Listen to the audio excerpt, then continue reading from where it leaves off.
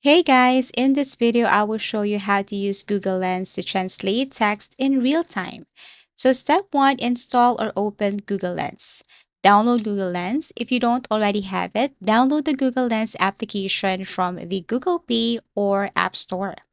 Alternatively, you can access Google Lens through Google Application or Google Photos. Number 2, open Google Lens. Open the app directly or tap the icon in the Google app or your camera application on some Android devices.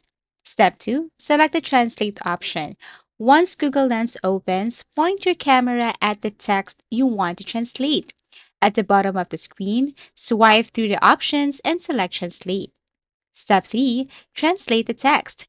Point your camera. Aim your phone's camera at the text you want to translate. Google Lens will automatically detect the text and translate it in real time. The translated text will appear overlaid on top of the original text in your chosen language. Change the language if needed. Tap the language drop-down menu at the top of the screen, select the source language or let Google auto-detect it, and the target language you want the text translated to.